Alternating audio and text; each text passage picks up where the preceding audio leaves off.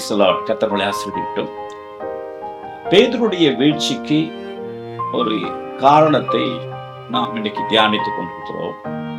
நேற்று தினத்திலே நான் போதகரை சொல்ல கேளு, எந்த ஆலோசனையும் எச்சரிப்பும் எனக்கு வேண்டாம், நான் கரெக்டா இருக்கிறேங்கிற ஒரு பெருமையான பேச்சினாலே விழுந்து போனான்.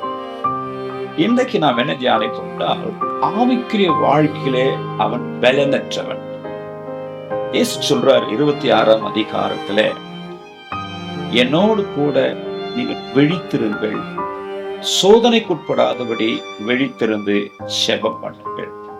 அன்பானவர்களே, ஆவிக்குரிய வாழ்க்கையில் ஜெபம் இல்லாமையும் பலனற்ற தன்மையும் தான் நம்ம வீழ்ச்சிக்கு காரணமா இருக்கிறது. ஒரு ஆவிக்குரிய வாழ்க்கையில் இருக்கிற கர்த்தருடைய பிள்ளைகள் இந்த கடைசி நாட்கள்ல நாம் விடாமல் கர்த்தருடைய கிருபையிலே நிற்க வேண்டுமானால் ஆவிக்குரிய வாழ்க்கைக்கு ஒரு பலன் தேவைப்படுகிறது. ஆவிக்குரிய வாழ்க்கையில ஒரு முதிர்ச்சி பலன் தேவை. அந்த பலன் என்னன்னு சொன்னா, 1 மணி நேரமாவது நாம தனித்து ஜெபிக்கக்கூடிய அந்த ஜெப ஆவி நமக்கு இருக்க வேண்டும். பேதுரு வாழ்க்கையில் அது இல்லை. ஜெபம் பண்ணேன்னு சொல்லிட்டு போனா நித்திரையா இருக்கு.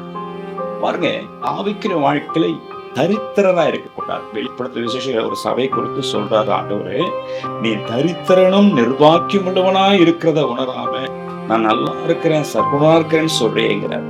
அநேக லைஃப்ல மாம்சத்தோடு மேலோட்டமாய் ஒரு நாள் வரும்பொழுது அந்த ஓட்டத்தை விட்டு விழுந்து போற காரணம் என்ன?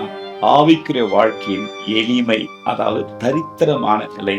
அதுக்கு என்ன புரிஞ்சுக்கலாம்னா, ஜெபமற்ற ஒரு வாழ்க்கை, ஜெபமில்லாத ஒரு வாழ்க்கை விழுந்து போவோம். ஜெபிப்போம். உபவாச ஜெபங்கள், கூட்டு ஜெபங்களை முக்கியப்படுத்துவோம். தனி ஜெபத்தை முக்கியப்படுத்துவோம்.